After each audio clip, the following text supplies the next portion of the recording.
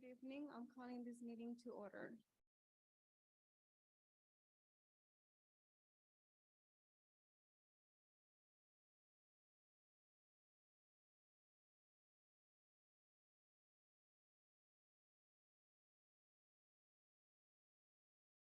At this time, I want to ask trustee Quinones if any report from closed session. I'm sorry, trustee Medina, we need to do roll call and the pledge of allegiance. Okay, got it. Can I please have you, Amy, call the roll call? Medina, Here. Quinones, Here. Liker. Here. Lopez Aguino. Here. Trustee Ellsworth is absent. Please stand.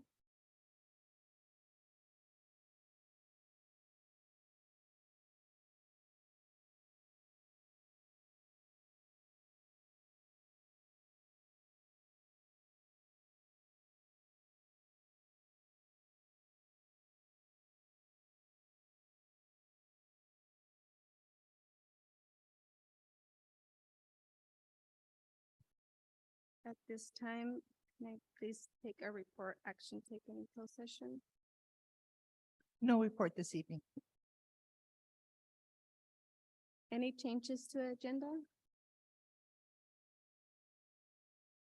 Changes in the order of the agenda items and request an item from the consent calendar may be placed now. No changes? Can I get a approval for the meeting agenda? I move to approve the July 27th, 2023 regular board meeting agenda as presented. A second. Can we call for the vote? Liker, Yes. Lopez Aguino, Yes. Medina, Yes. Quinones. Yes. Motion passes 4-0 with one absent. Next, moving on to communication to the Board of Trustees.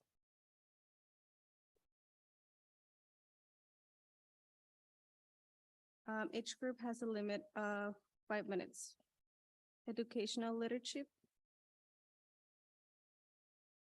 No report. Business services. Southway PTA Council.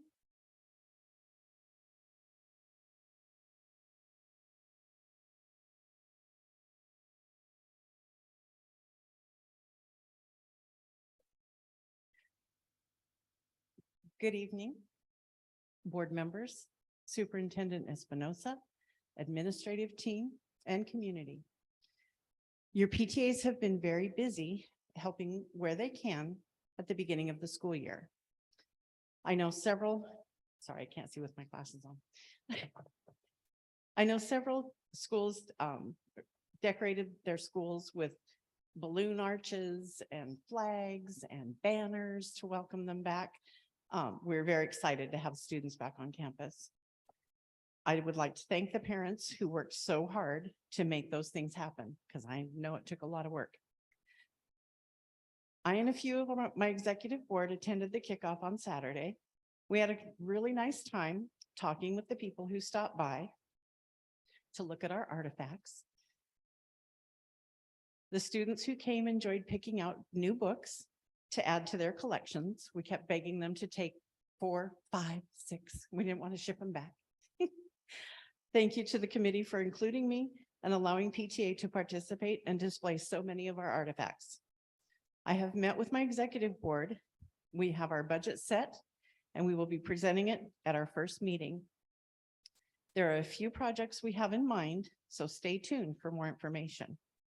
We do have a few schools getting a slow start to their PTA because they haven't had a board. And I will be working with those schools very diligently to get a board elected. I have every confidence that we will find parents to volunteer for those positions. Who wouldn't want to do good things for students? Thank you for your attention. Thank you. Now, California School Employee Association, Chapter 59 CSEAA. No report.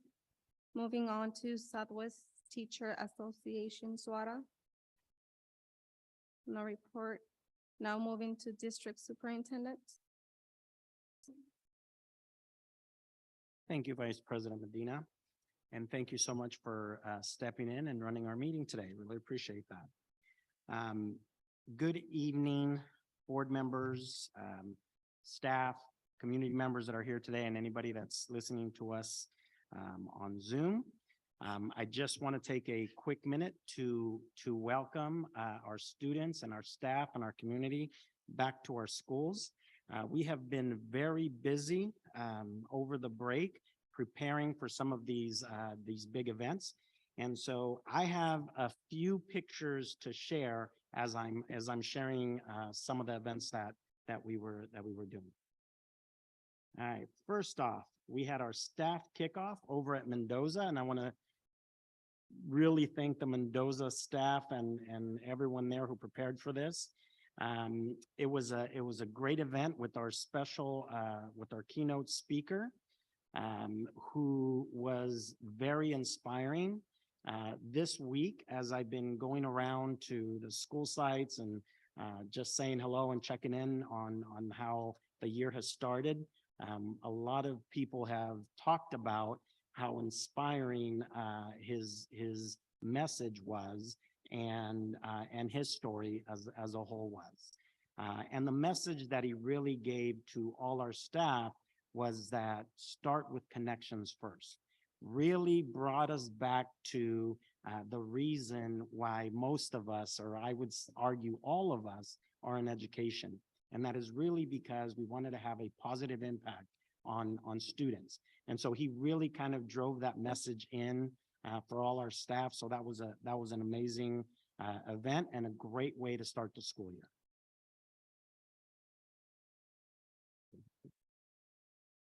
Okay.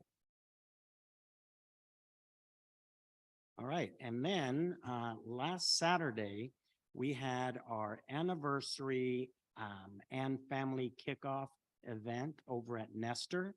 As you can tell, here's some pictures of our setup. You know, we had a lot of staff that were there. We had a lot of parents that were there. We had a lot of partners that were there. And Mr. Fleming, Brandon Fleming, who was our keynote for our staff, was also a keynote for parents who really enjoyed his message as well.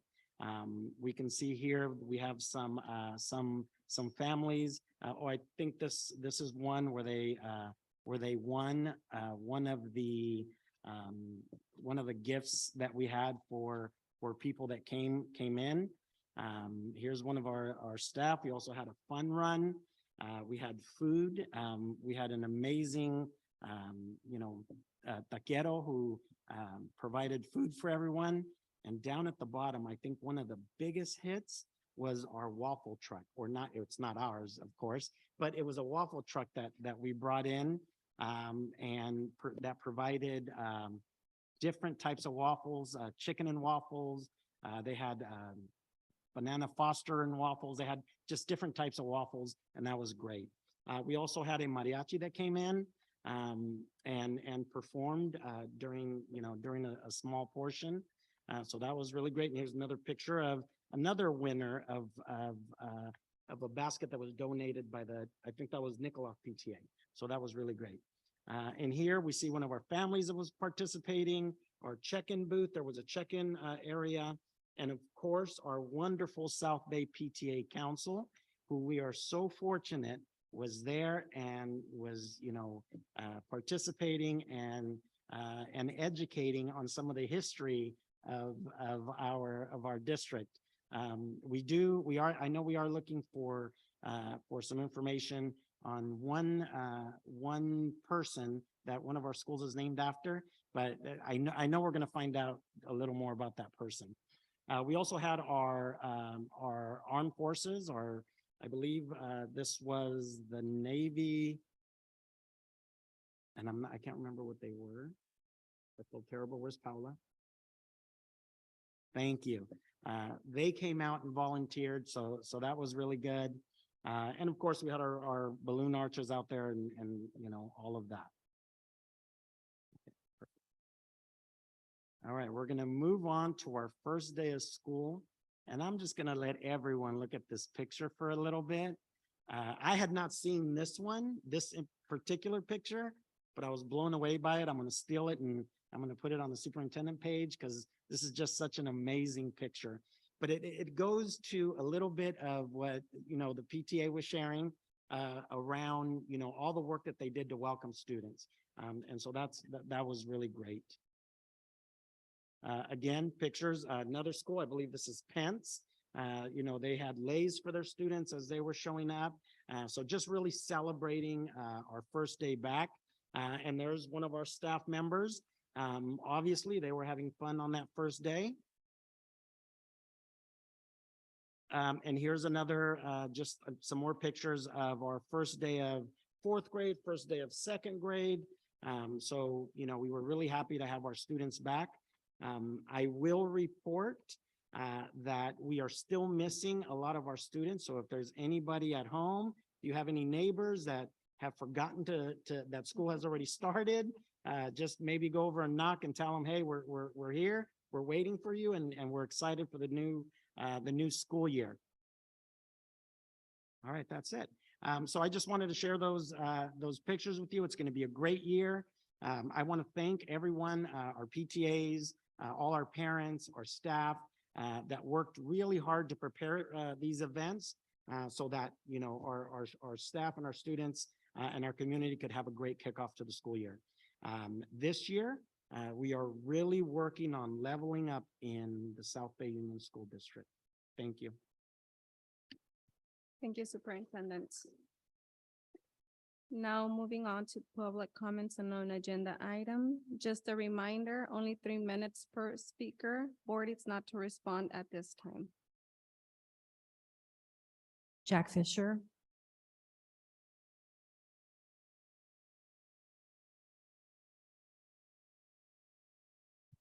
Good evening, Board, Superintendent. I was sitting there this morning thinking this is 40 years since I'd been in the district myself, and 21 years for the first time we've not had children in the district. But I want to tell you that at our council meeting a month or two ago, I was able to announce the partnership between the Union School District and the Sweetwater District to get our kids into swimming program. We've worked so hard to get this pool open. From the city side, we've been unable to. This week I found out there was over 120 kids who participated in that program to learn how to swim.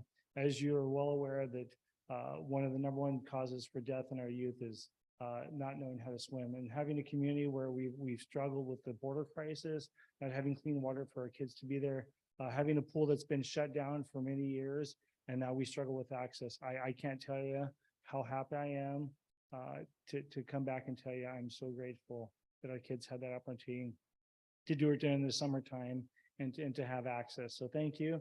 Thank you for the invitation to the kickoff meeting. Superintendent, thank you for making sure I knew to stay for the keynote speaker. It was well worth it. And, to see the kids excited about school and the inspiring messages that went out not only to staff, but to the students as well. One thing I am a big believer is that all of us have a great deal of potential. And, if you were to go back and you were to talk to Sarah Woods, who is my 4th and 6th grade teacher, and ask her what I would be, I'm sure she would see either president of the United States or in jail. But because of her, she made a difference in my life. She changed the course and the trajectory of it when times were tough.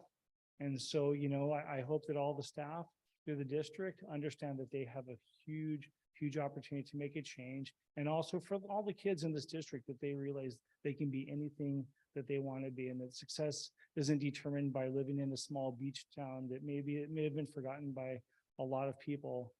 But there is lots of the great things that happened for us who have had the ability to grow up here. So again, thank you to the board, thank you to the superintendent, for all the staff, because I know that outside of the people I'm staring at, there's hundreds more who make things happen within this district. So thank you very much. Appreciate it. Thank you. Danielle Ward Hines.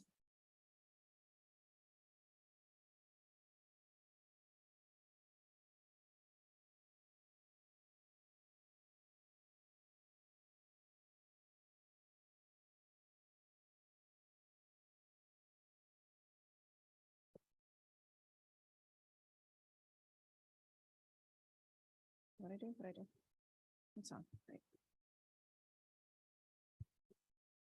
So at the suggestion of first the mayor, who told me to reach out to trustee Liker with community concerns, as I did, and then waited an entire month before trustee Liker got around to responding to my email, which community concerns to me can mean anything, can it? It can mean the fact that people at the end of my block run their stop sign every day and put my children in harm's way. It can mean that I'm concerned about the parks not having fences around them. It could mean anything. However, once again, I was told to come here to share them with you. So here I am. For the fourth time, hopefully this time you'll put it on an agenda or you'll follow up. We'll see. Here are my thoughts. Do you want to have a front row seat to uncovering child endangerment, fraud, misuse of funds, civil right violations, and so much more? Look no further than South Bay Union School District. The most disturbing part of this is who is being injured the most. A 12-year-old boy with autism, ADHD, and Kawasaki disease, which is kids' heart disease, for those of you who don't know what it is, which your own school nurse did not. He has suffered through bullying by principals, teachers, students, and more. The worst offenders are the special education director, Bruce Cochran, which we bid you adieu. We're glad you're retiring, who has made sure to make my son suffer for over 7 years, and Superintendent Espinosa, who is following in this, basically the footsteps of Katie McNamara by not doing anything, not responding, taking us to side meetings at the last board meeting to tell us we should not be so aggressive when I feel I've never been aggressive. I'm fighting for my child. I'm fighting for all of yours. Basically, those two people I mentioned, Bruce Cochran and Superintendent Espinosa, who are leading these other people to break state and federal laws, continue to endanger our son and your children. We have a 7-year fight against the district. They're currently in breach of their second agreement with our son. They cannot accommodate his educational needs, but interfere with our ability to do so constantly. Our entire community is now at risk because of the disregard for our son's rights and safety. We are not going away. We will continue to fight this. All of you can be complicit with this, which you are. You ask us to CC you on emails, which you are. Your attorneys are CC'd on emails, which they are. We are now involving other council members. The mayor is aware of this. My son sat with her for an hour and filled her in. I don't know why you can sit here and say how wonderful you're doing in all these wonderful community events and then not acknowledge this person here. Last time he was here, you couldn't even clap for him. You couldn't even acknowledge the courage it takes for a 12-year-old autistic child who's fighting for his education to stand here and face all of you and ask you to do the right thing. You should be ashamed of yourselves.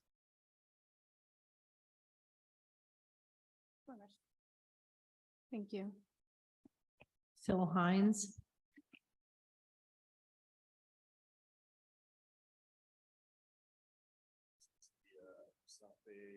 So it's part of your agenda for agreement with Learning for All.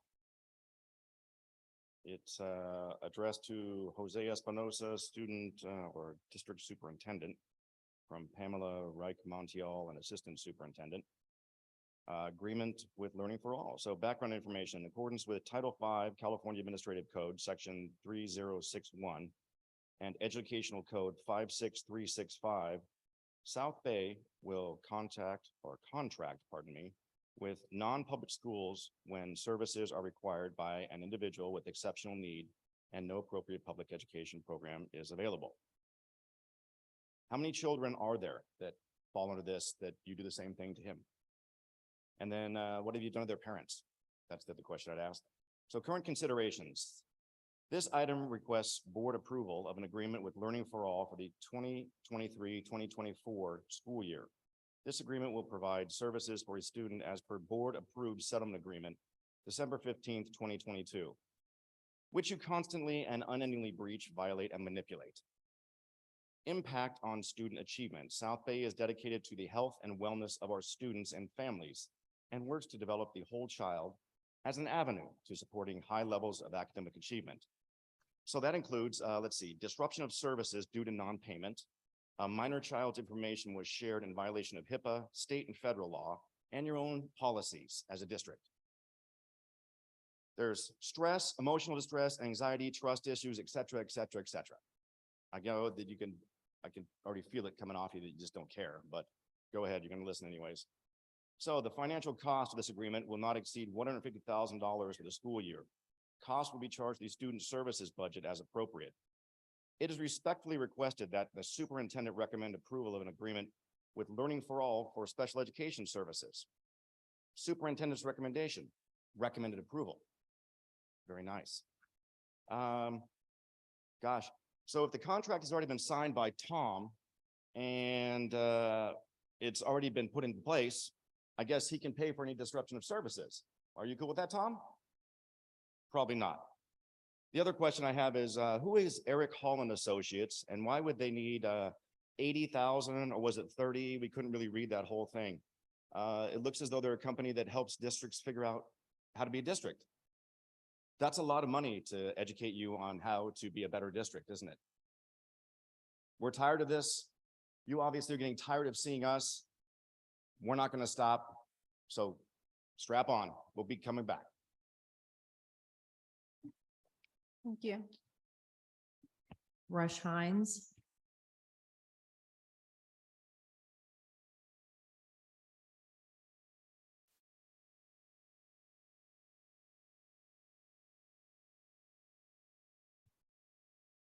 The last time Rush was here, he wanted to say a few things. He actually rehearsed it with his educators. He was very excited about it. Unfortunately, he kept hitting every stone wall there was and was unable to speak. So I'm going to be speaking for him.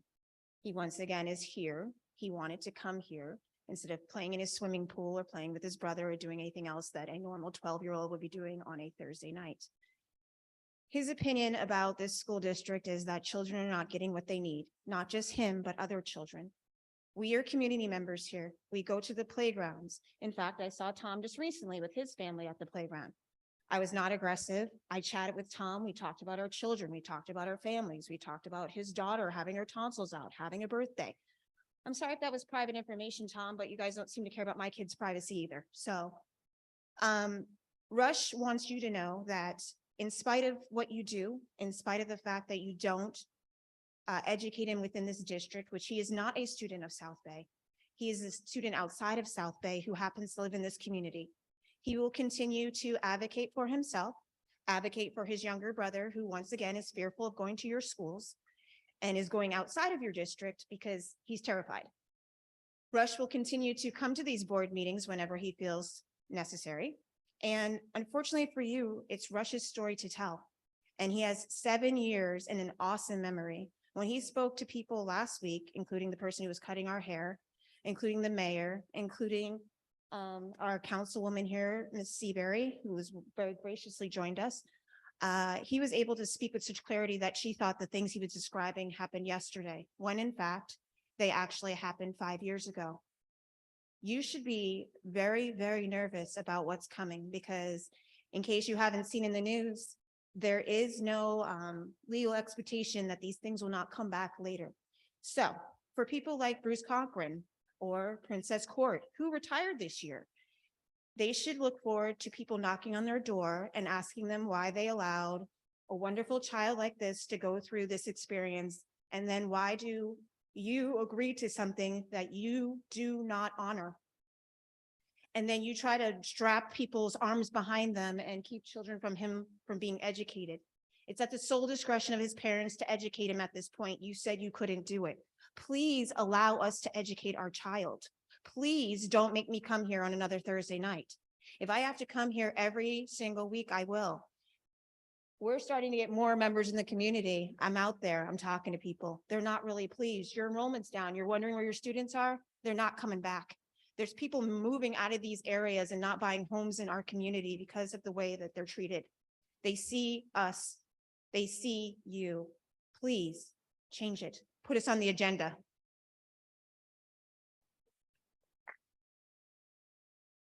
Thank you.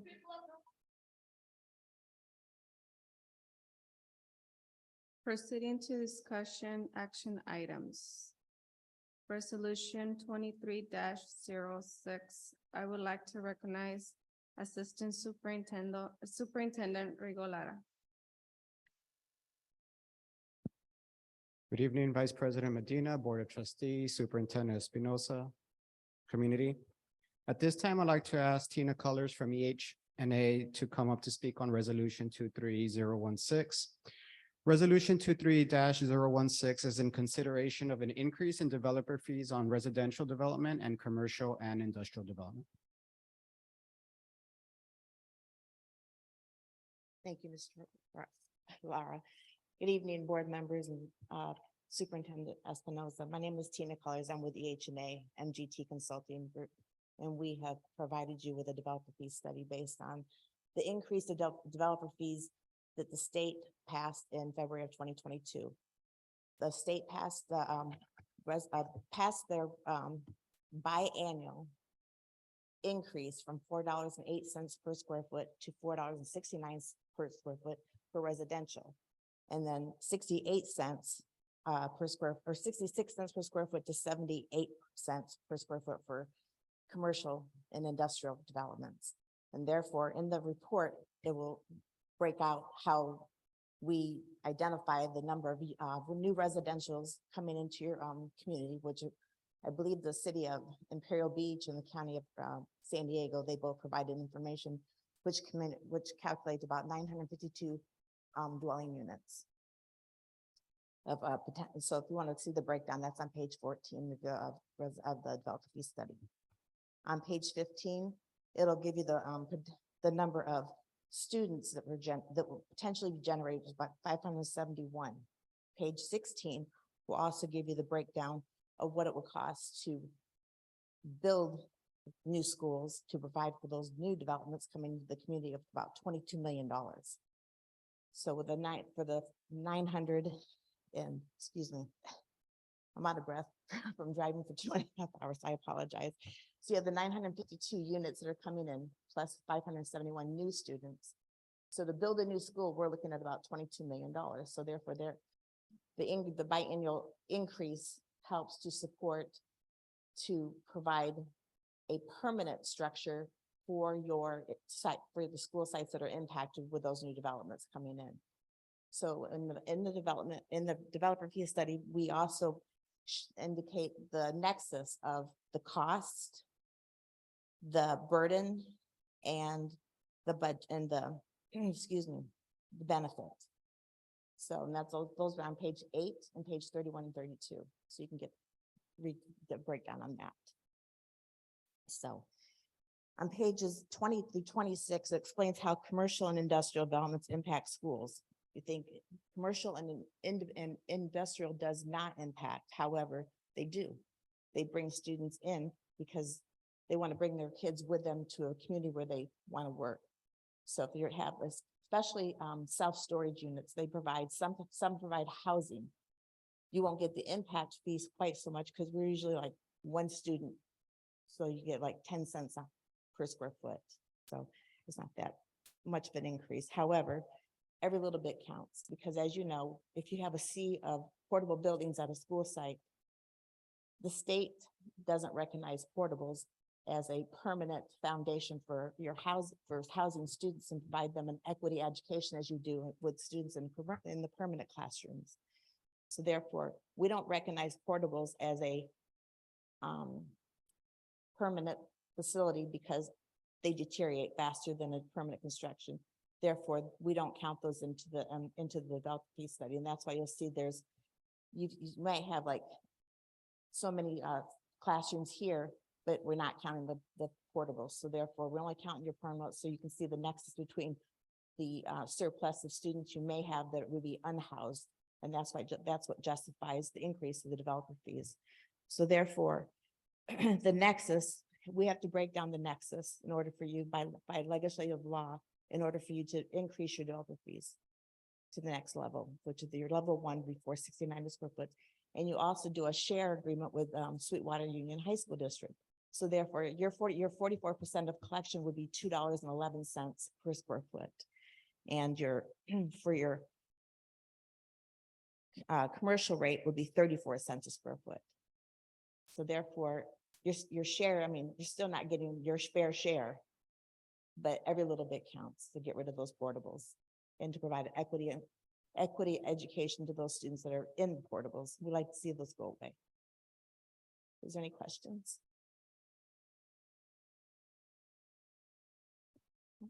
So I will proceed to call for a public hearing at 6:30. There are no public comments. I will adjourn.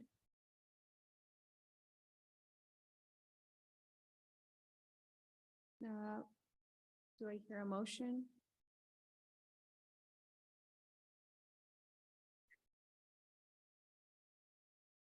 I move to accept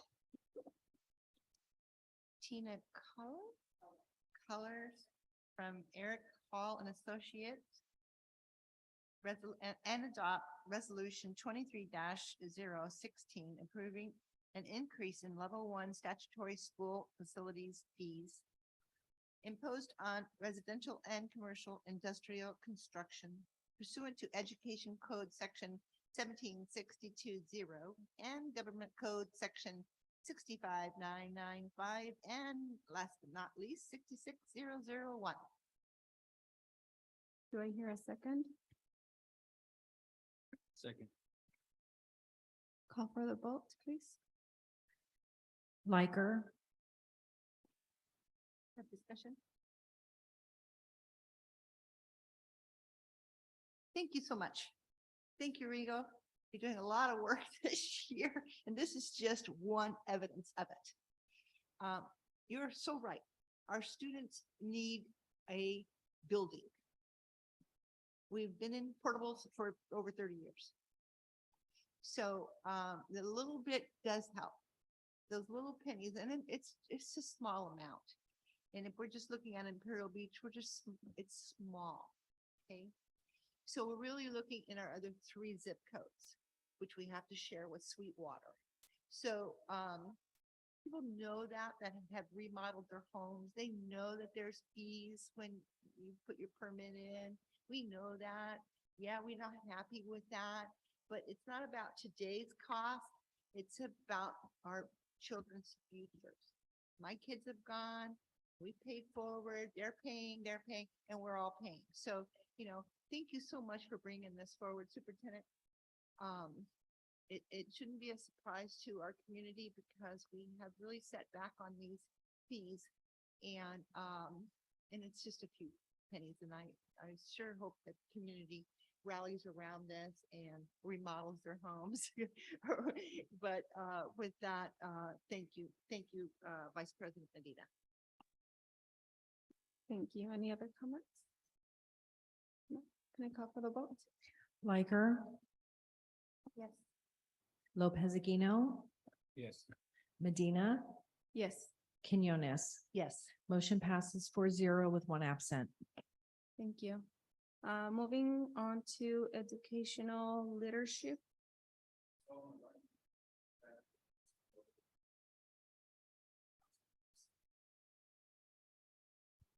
I'm sorry.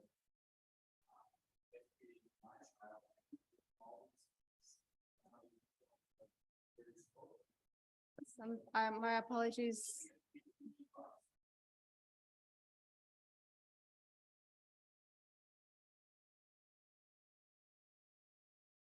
I would like to recognize Assistant Superintendent Pamela Rich-Montel. Good evening, Vice President Medina, Superintendent Espinosa, Board of Trustees and community here this evening.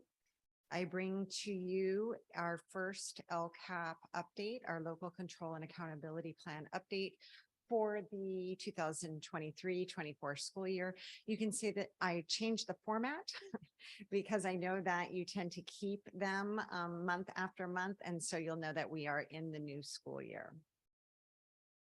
Just a few reminders for you. All school districts are required to produce an LCAP demonstrating how the LCFF funds are linked to meeting the needs of all students.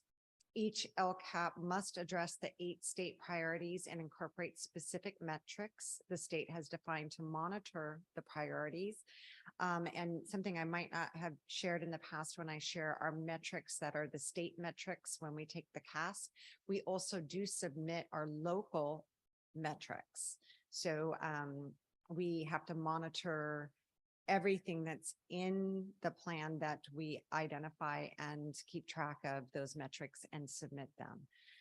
We do work with our educational partners in order to outline actions and services, as well as educational partners do review and input throughout the process, including the public hearing. So we are in year 3 of a 3-year LCAP. That's really important for us to remember, because I would say that the majority of the work that our division will be doing this year is around the new LCAP and the new template. And so I have a meeting just in a couple of weeks at the county to start to take a look at what the template may be.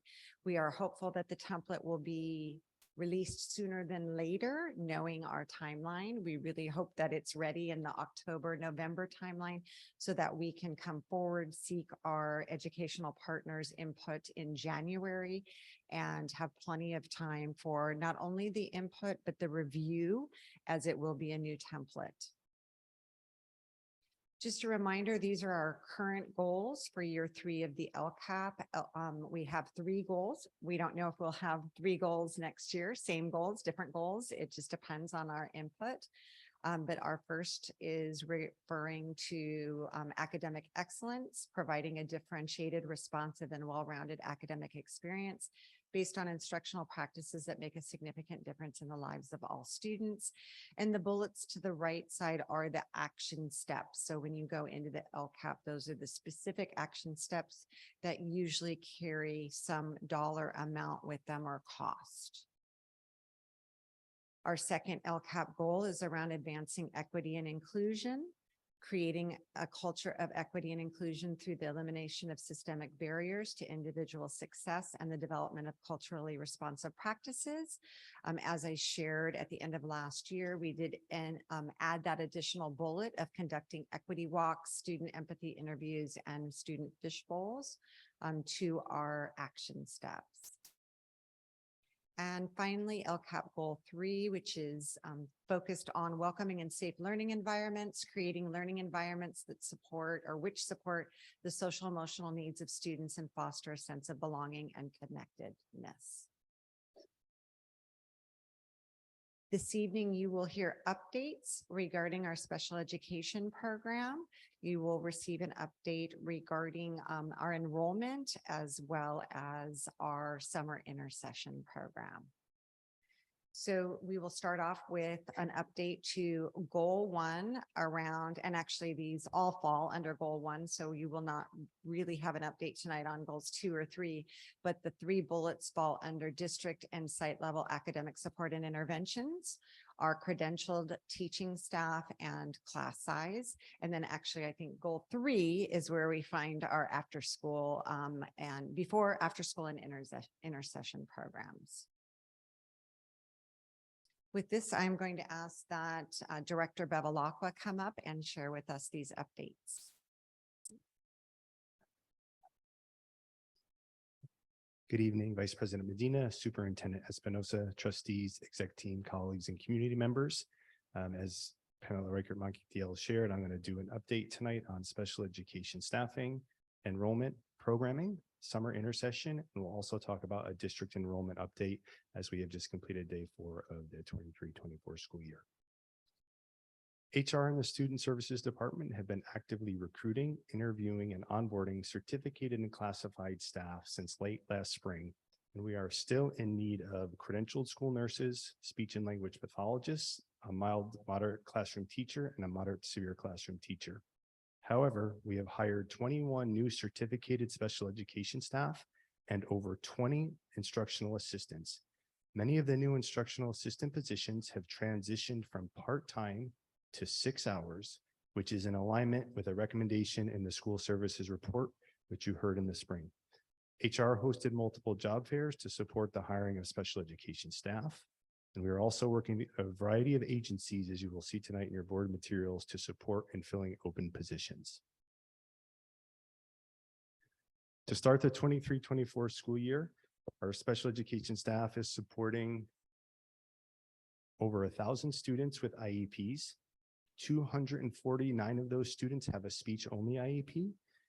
About 87 students are being served at VIP, and we have 82 general education students who are currently being evaluated for special education and related services. I've also included a breakdown by students with IEPs at each site. So if Amy, you could click on that link, please.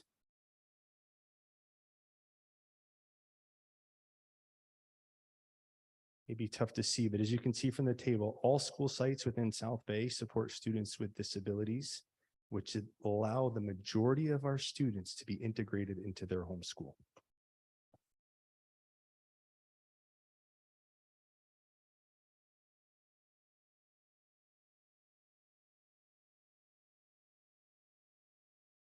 You scroll down a little bit, we'll show our charter schools on there and VIP. And that's of 722. So obviously those numbers are changing and evolving, but that was as of Saturday, what it looked like in our student information system. Thank you.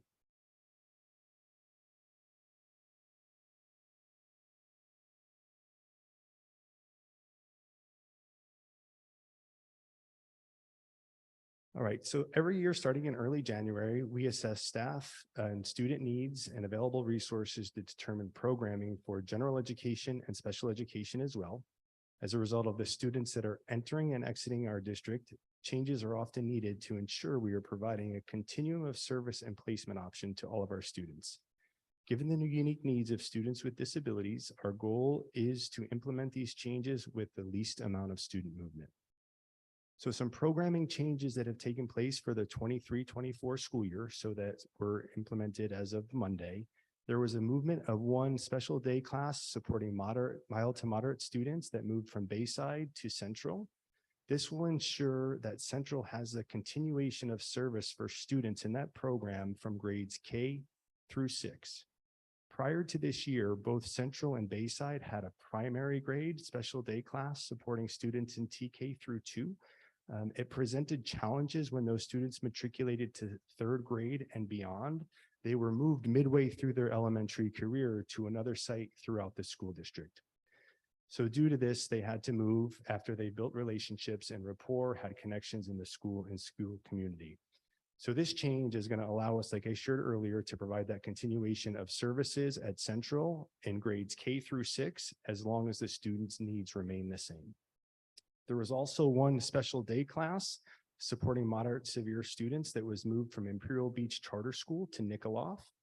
This move allowed the site to serve children in a tighter grade span. So looking at supporting students so at Nikolov, they have 4 moderate severe teachers. So the grade span is as close to 2 grades, possibly 3, depending how the student enrollment falls. But the intention is to keep those grade spans much tighter, where Imperial Beach last year had 2 staff supporting grades TK through 6. So we were talking up to a 4-year grade span, which is pretty significant. Think of kids TK who could be 4 years old up to students who are possibly 8 years old. And also for the 24-25 school year, so looking a year out, we're already planning for that, which is hard to believe since we're only in day 4 of students. But preliminary data indicates that we will be proposing to move the 1 SDC moderate severe class from Imperial Beach Charter School and have that program placed at Oneonta. So we have a hub at the district on the east side and west side to support our moderate severe students with 4 certificated teachers. And again, the real primary goal of this is to have a very, very tight grade span that those teachers are supporting. So as opposed to the 4 grade span, they're really supporting students in 2 grades. So say a TKK, a 1-2, a 3-4, and a 5-6, as opposed to a possibly TK3 and then 4-6. And then finally, there's a new program. So we increased our programming options this year with a new SDC mild to moderate TK program that is housed at VIP. However, the students are enrolling at Oneonta. This additional program was a result of parent feedback that we received last year and the expansion of TK age eligibility. As you know, that TK grade level is increasing with the age eligibility. Some of the real positive pieces to this, students will be able to maintain another year at VIP in that beautiful new campus that we have. And it will provide one last transition for the students. So they'll be able to go to preschool They'll go to TK at VIP, housed under Oneonta, and then matriculate to a K-6 campus, where as long as their needs remain the same, they'll be able to go to one campus. So we're really talking about one transition as opposed to three. So that's the reason we made the changes for this year. It's really looking to provide that continuity for students. Additionally, the school service report from last year recommended having a continuation of placement options at designated school hubs, like I described with the moderate severe piece. And going forward, we will continue to have hubs of schools where we're supporting self-contained mild to moderate students and moderate to severe students. We're looking at our district enrollment proximity to students' home schools as we are determining where these hubs will be. And this is the same process that we take for our general education students, right? We start that process in January as we are getting enrollment numbers from demographers, and we're looking at class sizes and working closely with HR and business services to allocate teachers and determine the number of grades that we anticipate to be at each site. And again, it is our best guess, as we know, as students come through the door, are pretty close to what our enrollment projections were expected to be, although there are continually little tweaks in grade spans based on the enrollment that we have. So lastly with that, the above changes, so the 3 program changes that I talked about, so really it's 2, where we think of one new additional program, impacted approximately 12 families this year. So we looked at the families that were at Bayside, and then the families were at Imperial Beach Charter, who were going to be either going to Nickoloff or Oneonta. If we didn't make that change this year, we would have to be making those updates and impacting the students' enrollment ongoing. So now that we have the hub piece of it, we anticipate it to impact significantly fewer numbers of families. So it's a positive intended consequence of making those changes to support students in that continuum and continuity at a single site where they're able to be immersed in that school community and develop relationships with peers, staff.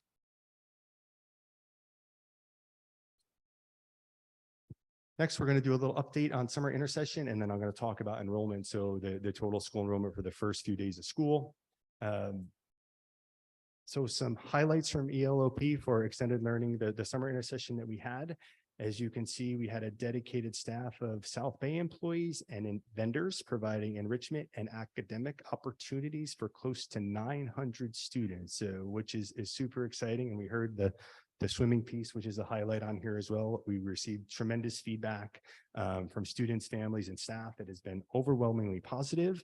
And I would like to thank Christina Alton, our coordinator, and her staff for working tirelessly to provide a variety of opportunities for our students. I'm a little bit sad because going forward, this is now going to fall under Director Chavez, so she will be giving future updates on ELOP and intercessions. But it was a real neat experience for our students to have this summer.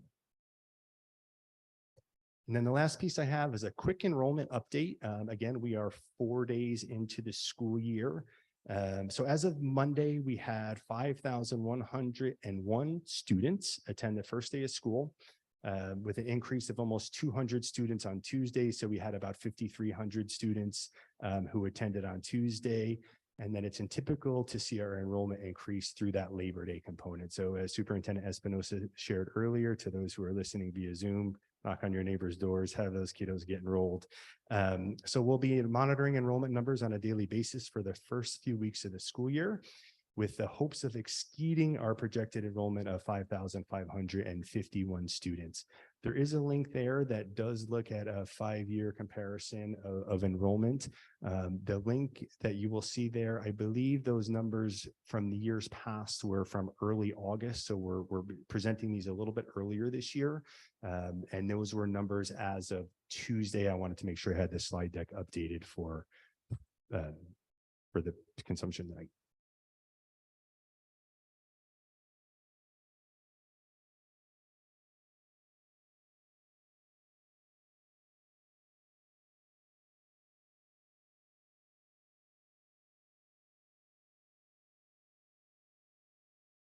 Thank you, Amy. Is there any questions?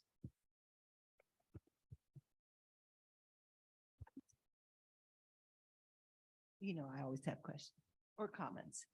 I thank you for all last year's tour and the beginning of this year's tour. And I really think it's a journey. And it is learning curve for the board. So I thank you for all your work that you provided the board this past year and the journey that we're going to take going forward. I'm really impressed with how when we did our deep dive in placement of children, all children, that you didn't necessarily have to belong to a group or a section or grade, that we looked at the whole picture for each and every child, the best fit. And that's what's the beauty about our district, superintendent, because we place families and children first.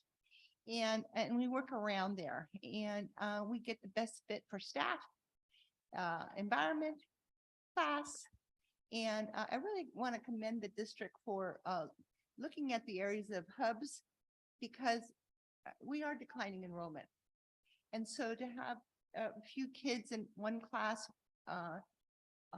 as opposed to a hub where they can share their learning experiences with their peers and grow in a school community, whether it be at Central, at Nicola, and stay there for their whole elementary years, that's really important to a child. And anybody can attest to being a military child that says, I went to 5 elementary schools, I don't know where home is. We want our children to know where home is, okay? And these schools are outstanding. And just my little homeschool, Oneonta, the teachers and staff work so hard at that hub already. Okay, there's already a hub there. And that little community is very welcoming. And so I really, I want to applaud the work, superintendent. I'll work around what's best for children first, and staff needs and the employment and the job fairs. Thank you. Thank you. I mean, I was out there beating the pavement too, okay, for the last job fair. I'm still looking for a mechanic, okay? And so if you're a mechanic, apply. But the work around what's best for kids should be celebrated every day. And our numbers declined. I'm sorry, you know, Monday was okay, but Tuesday they came, Wednesday they came, Thursday they came. I mean, we got big numbers like on the 3rd day. So I applaud the district superintendent for sharing that with the board, because that was new information that we normally don't get. So I'm just grateful for the work. You know, I know you heard me all year long saying I want. Well, you did it. We got our kids in the pool. We got our kids learning at 4 of our schools. We had an 8-hour program. The highlight didn't include food service, but they fed our children morning, noon, and night. Okay, our families could go to work. The kids were in a safe environment, learning and playing. And there was a lot of parents that were kicking themselves because they didn't sign up. And the cutoff, there was a cutoff. Okay? They were actually kicking. I'm not talking about her. And so there was one little hiccup. And I just want to share this going forward, that because we hadn't signed the contract with Sweetwater yet, there was a hiccup in signing up for a swim program. And so the kids that were qualified for a swim instructor at Mar Vista, they shared with me how the kids would come in. Well, we got a few here, they're signing up, right? They're doing their field trip thing. And so I said, okay. And how many 7th and 8th graders actually came. So, you know, I was thinking about that, and it's just like, okay, we're moving forward, how we can engage in the swim program for our middle schoolers, because we want them to be successful.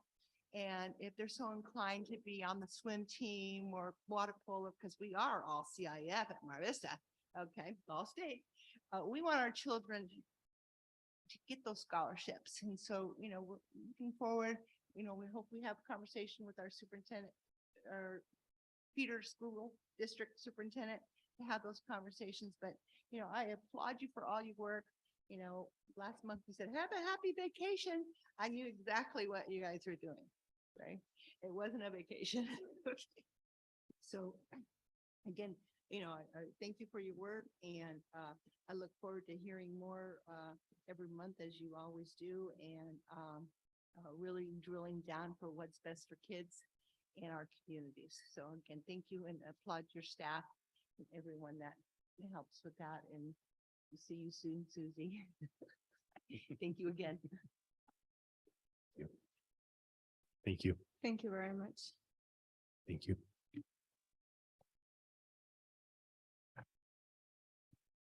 Now moving on to consent calendar. At this time, trustees, you may move any items from the consent calendar. No? Can I call for a motion to approve the calendar?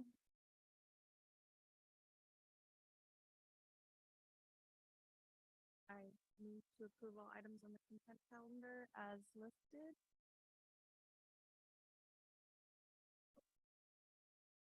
I move to approve all items on the consent calendar as listed.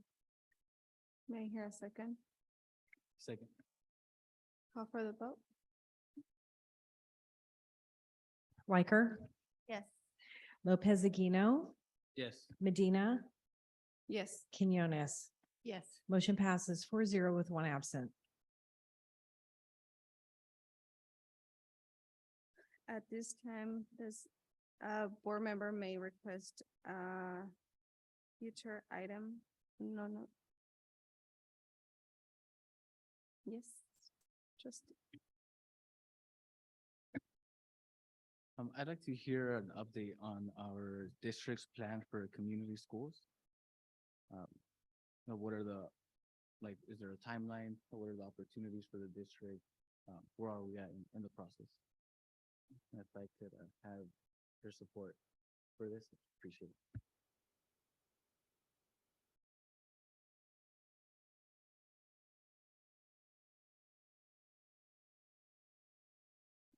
Okay, I would like to add an item.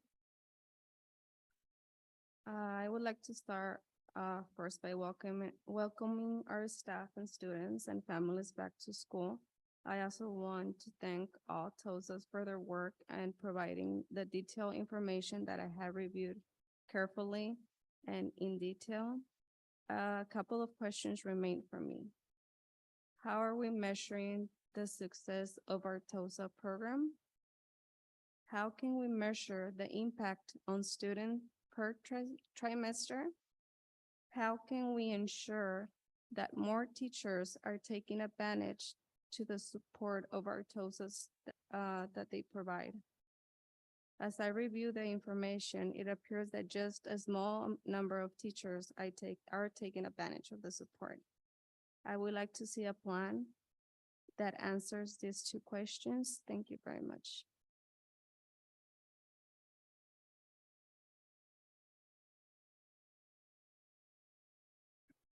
Question for this process. Is this the part where I'm supposed to second or what? No, at this time, we're just, the board is just requesting items. We will put them on the agenda for the next board meeting. And that's when you'll decide whether, we'd like to see it on the agenda or not.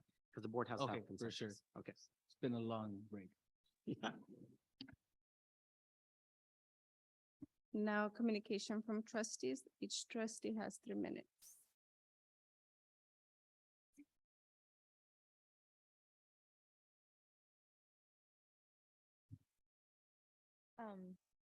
Welcome back.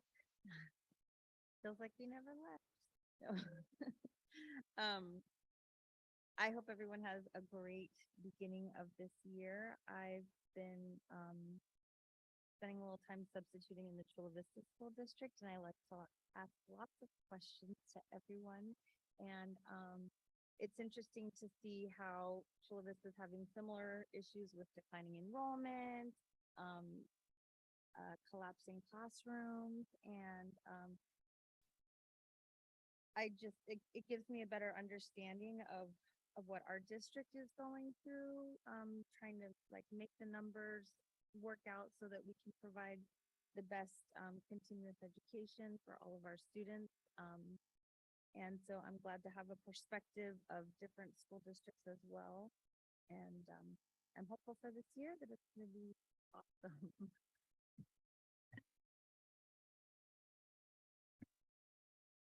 I also want to welcome everybody back.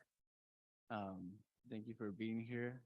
To the Heinz family, we're not tired of seeing you. Keep on coming every meeting.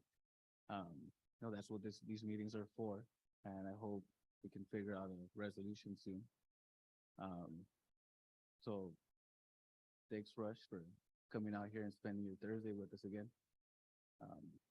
And yeah, I look forward to the work we're gonna do this year, and as we continue to learn to be board members for a lot of us that are new here. I think that we're gonna continue to do a lot of great things for the kids. And maybe one day something will happen around this whole housing crisis and the kids will stop leaving the district. Or people who have kids can afford to live here. But that's another story. So get out there and vote or something. That's all. I just want to say thank you for the public and Zoom land for joining us this evening. It's been a while. I want to say thank you to the superintendent for an excellent meeting and Vice President, thank you for chairing our meeting this evening. Again, thank you to the public. What you say is important to us. And although we don't respond, that is the law. And, but we hear you. Thank you to our executive staff and teams and our PTA and everyone. It wasn't a vacation. You know, I want everybody to know that I see you. I see the work. I know the work. And I know what Monday was. I know what Tuesday was. Okay. And I was sitting there on my patio going over, oh, what this day means. And I remember when I was working at Nicola and we had all these families out because they didn't do the residency yet. And thank you, Superintendent, for sending out our administrative staff out there to our school sites because it really means a lot. One, that the clerical staff, because they're inundated with the phone and the public and everything's happening at once. And I always would set my timer to 8:15. Everybody's in class at 8:15. So when that wasn't happening, I'm outside now and there was Pamela. Pamela goes, what's going on? And I said, they're sending them away. And she goes, oh no. So it was like we turned the table. I was now outside going this way, that way, this way, that way, you know, checking rosters. And she was in the office because the principal had other duties wherever. And so it was like we were all in sync. Nobody went home, okay? Everybody was in class, and I think it was 8:20. So it was a good day, okay?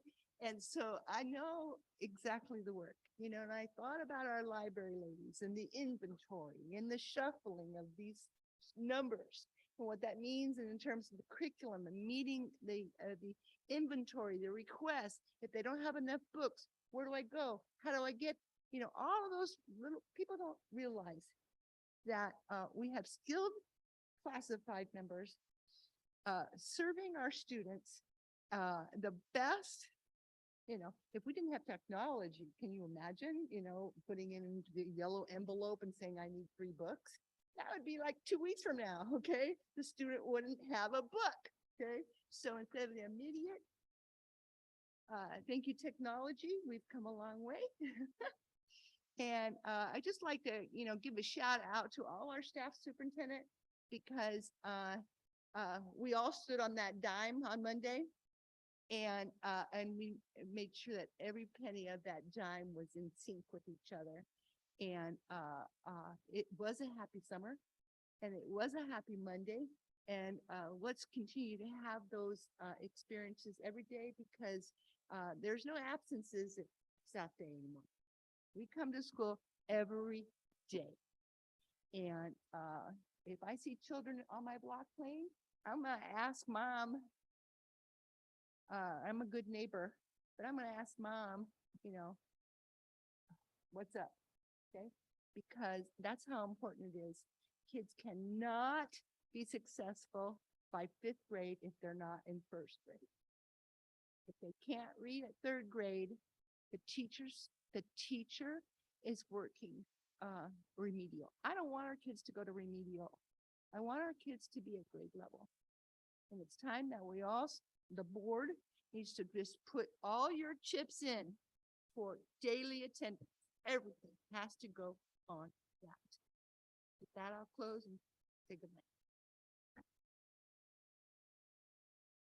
Thank you. Now I'm gonna adjourn the meeting.